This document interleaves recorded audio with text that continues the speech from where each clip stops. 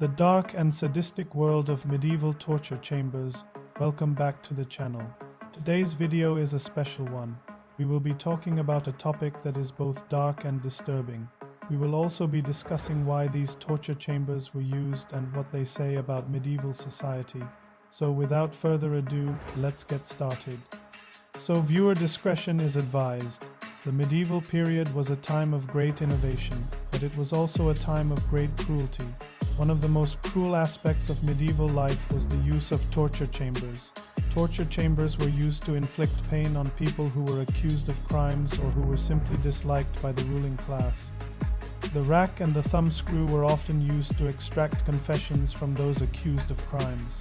The rack could be used to make the accused confess to crimes they didn't commit, and the thumbscrew could be used to punish them if they didn't confess.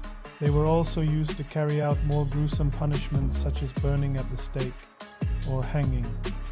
Who was subjected to these cruel tortures? The answer is both men and women.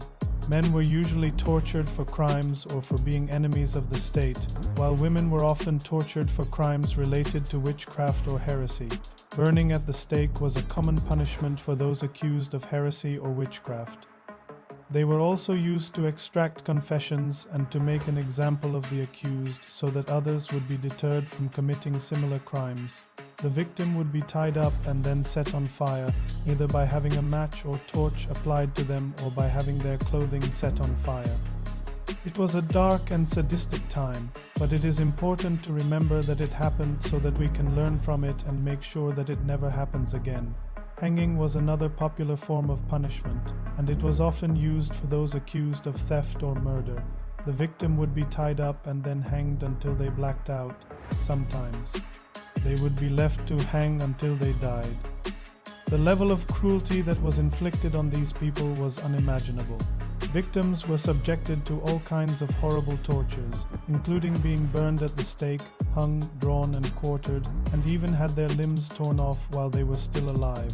In this video, we will be taking a look at some of the most infamous medieval torture chambers and the horrible things that went on there.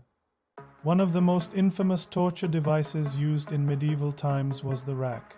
The rack was a simple but effective device that was used to stretch and twist the body.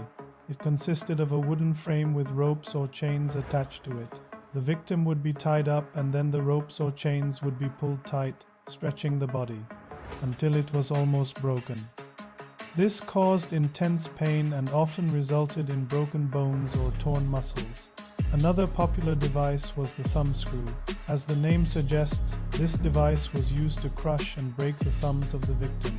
It consisted of a screw that was inserted into the thumb and then turned.